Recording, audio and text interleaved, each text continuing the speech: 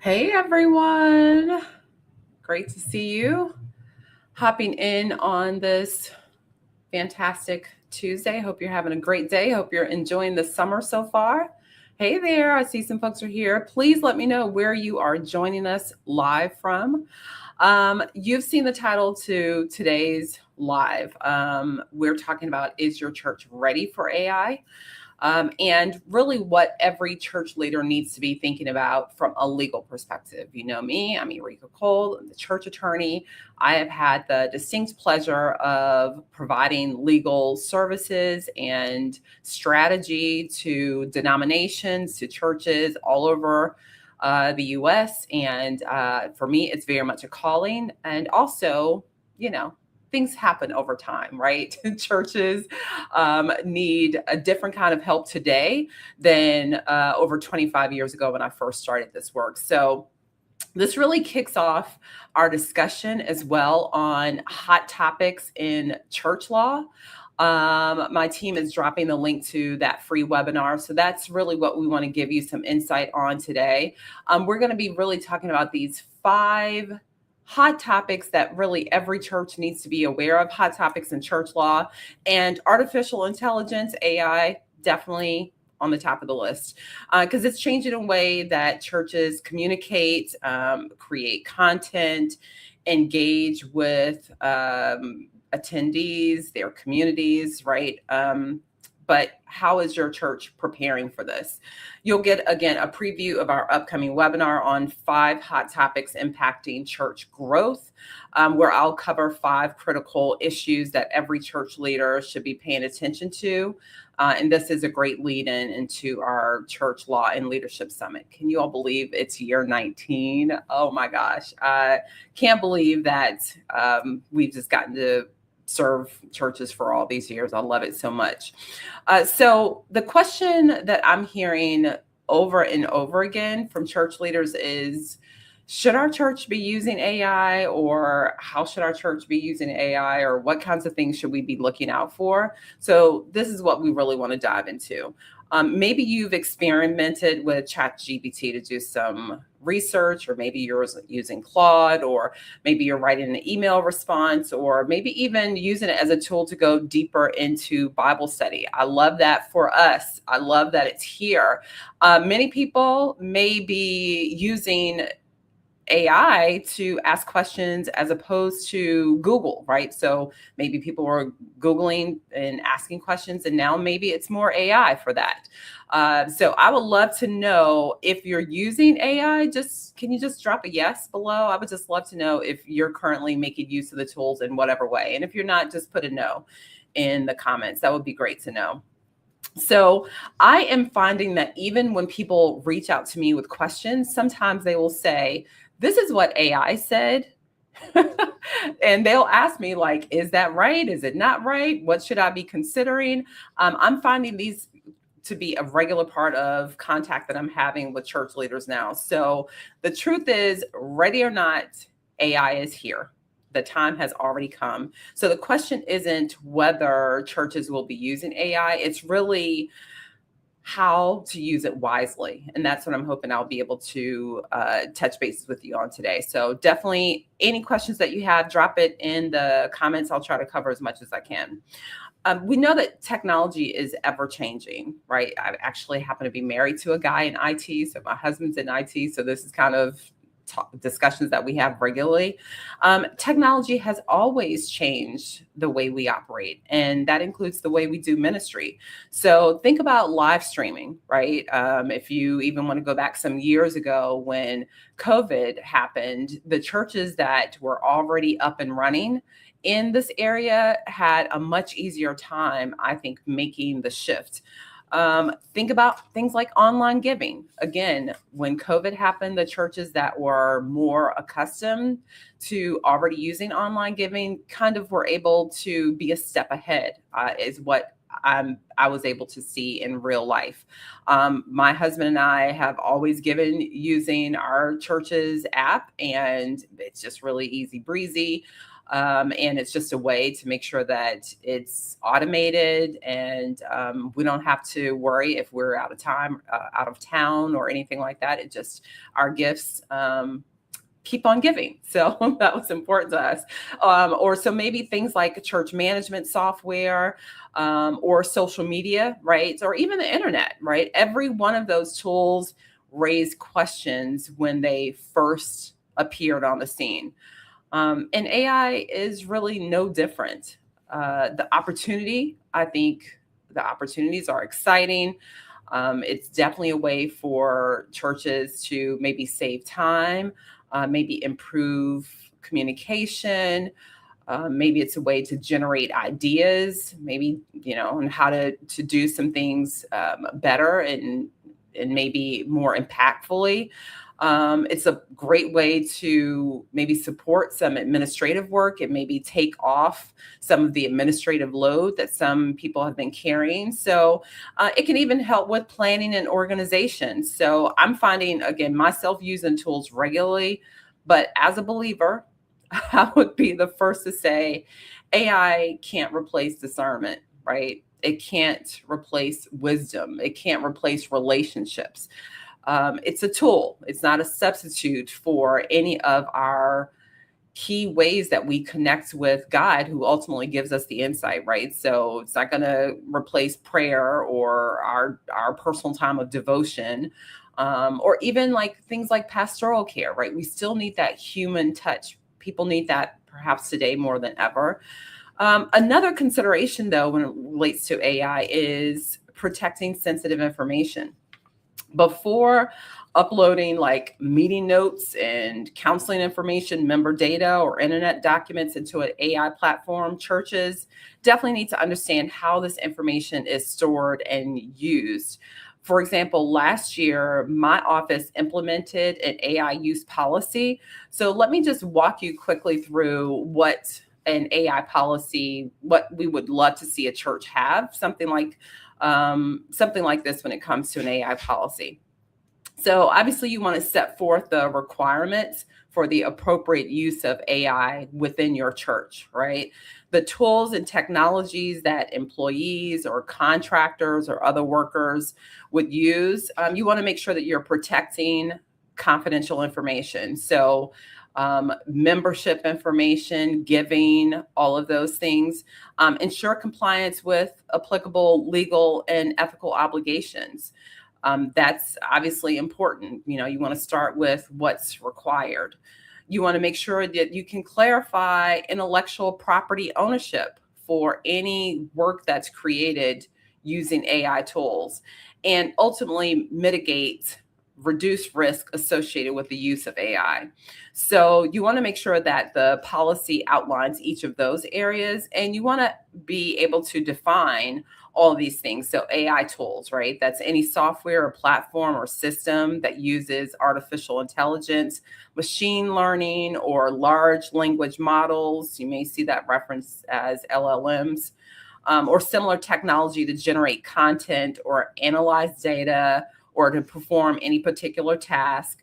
You want to make sure that you are managing, again, confidentiality. So you don't want to be putting in people's personal information, obviously any matters related to giving statements, or anything around how, I would even say anything around your actual employee information, right? You want to be very careful about that. And then we want to be able to dive into this area of intellectual property, what may be called things like works made for hire.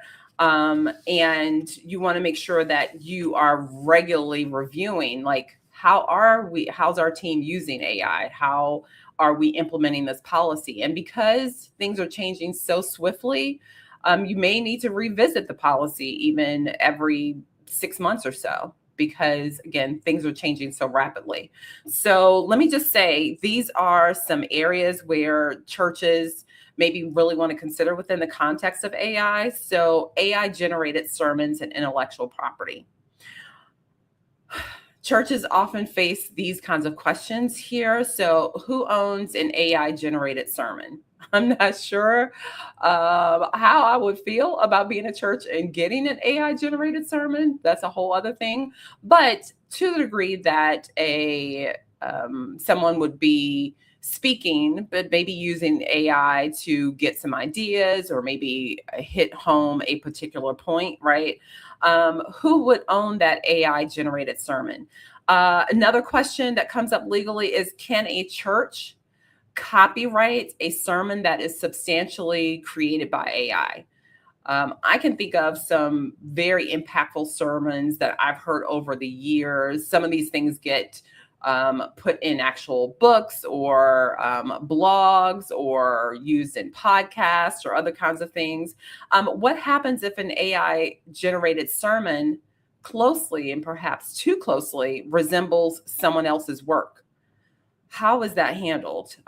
So let me just say the US Copyright Office has repeatedly stated that works created primarily by AI may not receive copyright protection unless there is sufficient human authorship. That's really the distinguishing point. Churches producing curriculum or devotionals or worship resources or books, any of those kinds of things that are created with AI, you should be aware of this ruling from the United States Copyright Office. Now, if you're paying attention to the news at all, the copyright lawsuits against AI companies are real. There's a lot going on. There's recent lawsuits even involving Apple and the AI conglomerates, so churches frequently use AI to create things like worship graphics or curriculum or maybe children's materials or even videos. And some churches, even use it to create music. Major lawsuits against AI developers will influence whether churches can safely rely on AI generated content. So this is everything from, litigation involving Anthropic, Meta, OpenAI, and more, right? So these cases are really focusing on copyrighted training data, this whole concept of fair use, any kinds of infringement, right? That's what we were talking about when we say if you use AI and maybe it generates something that too closely aligns with or too closely reflects what someone else owns a copyright on. So that's where infringement can come in. The other area where I think lots of people are concerned is this whole idea of voice cloning and deep fakes, right? This is becoming one of the greatest practical risks for churches. So examples, right? If fake videos of a pastor saying something that the pastor didn't say, right? Or cloned voices, sounds like this person, but they're asking for donations. They're doing something that this leader actually didn't do.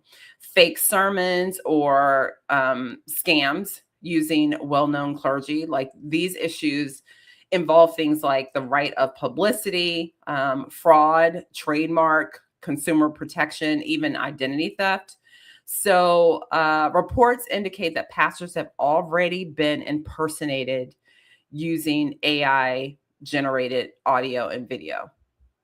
So this is one of the difficult areas, right? Because the whole point is we want to get the word out. And even what I'm doing right now, I'm online and this is me, my real voice, but that whole consideration around cloning someone's voice.